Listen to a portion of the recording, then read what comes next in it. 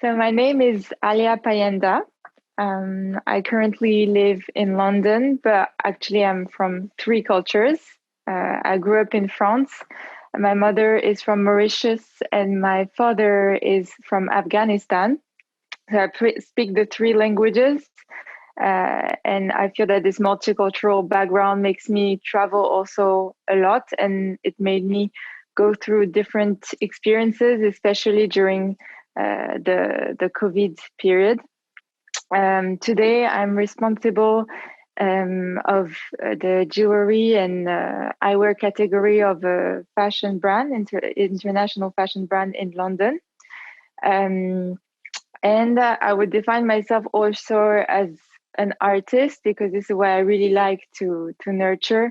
I do photography, wedding and fashion photography, and I'm a musician. I play the violin. So if I want to share my story about the COVID situation, it was really crazy. I think it was crazy for everyone, but it triggered like a special emotion in me. It was like quite like frustration, like a big frustration. It was like so brutal, and especially I was in London. I was not going. I don't know what was going on, and I've got some family in France. So like there were so different information at first. So not being able also to travel, to like being cut from family, from friends, it triggered a lot of frustration in me. Um, but what I tried also to understand is like what can I do like emotionally, like to feel fulfilled, to feel better during this pandemic. And I really tried to nurture as well my like artistic part, creative part. I tried to really transform this into a creative mindset. So between two lockdowns, like I don't even know how we did, but I tried to like meet other people who were in Scotland and went to Highlands. We took some pictures. We made like a lifestyle show. It was like amazing. And we felt all like so uh, fulfilled as well in terms of creativity. And then like it came back again. It's just like so difficult to control what's going on. So that was very like I would say a special emotion which I felt. And something else as well is that the perception of time changed for me. I didn't even know like I mean this came like in March, and we're now like nearly in December, and like time is like uh is goes so quickly, and sometimes it's like so slow. So this is something I felt in me.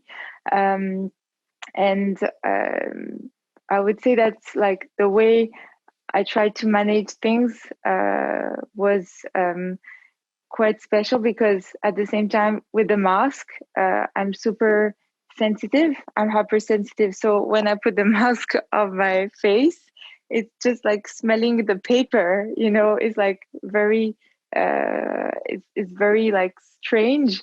And also what was difficult for me is not to see the expression of the people. I really love like, you know, sharing with people my expressions. I love like, understanding what people feel like, you know, like with their face. And it was really like strange to go in the streets, see all these people with a mask. And also I mean the rules were not very clear. Some people were not wearing masks in London. In the tube, first there were no like specific rules, so some people were like were all wearing masks, others not. So there was something, well, in actually in London we felt quite lost in terms of rules. We were all like doing whatever we felt like, and when there were like very specific rules, we were trying to follow them, such as, for example, the quarantine. So the thing is that as my boyfriend lives in France, I went to France, and then I was called by work to come back to London. Uh, Earlier, the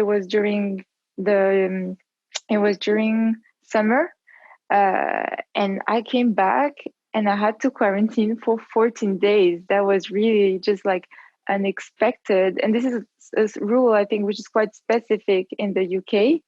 And it was strange because like no one was really like talking about how you were feeling, like in you, like the well-being, being 14 days between like four walls in a home, depending. Also in London there are so many like people living with other roommates, so like people are six in a flat and they have to all live together, and some of them have to be quarantined together during 14 days. So that was really like, it was not easy. And I think that what helped me to manage this was really to go for creativity, and was to play the violin, to dance, to try to meet other people, even on social networks. Like you go on social networks, you can meet so many people. And what happened is that I met like a jewelry creator, and I love jewelry. And I met her, and I asked her, "Can you like learn me how to just do jewelry? Like even through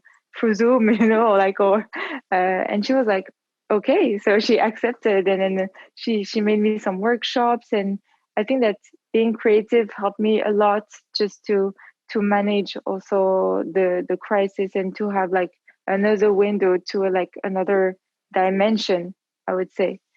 um and also what helped me is to have this support system, with the family and the friends, and reaching out to them and helping to see their expressions, even like through Zoom. There were like Zoom parties, all that kind of stuff like going on from like everyone coming from France, from other countries, London, Toronto. I mean, it was amazing. I think that there was like the world was starting to make, little bondings all around. Even me, I'm like talking to you right now is just amazing. And you're in Germany. It's like creative things are happening right now in the present. And this is what I was thinking, like all my projects, if I've got dreams, like doing more photography, doing more like going more into the artistic field. It's not like being like, I'm gonna procrastinate. It's gonna be like tomorrow. It's just like,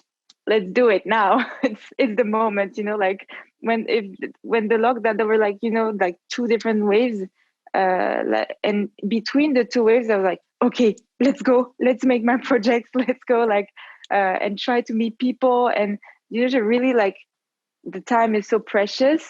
And also what you are is so precious. Like, um to listen to your inner voice, your inner self is so important, especially during the crisis. This helped us to understand that there is a transformation right now. And what I would say, like, what I would like want to tell people, I mean, to share with people, is that to accept that there is this transformation, and that it's a sort of like rebirth, you know.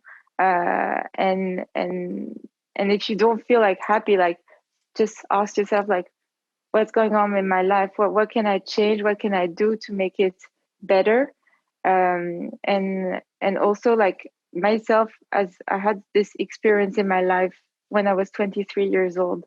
I went through cancer, and this was very difficult. I was really like touched in my femininity, and I was wondering, like, oh my god, okay, life is precious. And also the COVID was like also a second, like, okay, yeah, you need to do something. And everyone can do anything, and having going through this, uh, at an early age, helped me to understand that if you want to grow, if you want to fulfill your dreams, it's now, actually.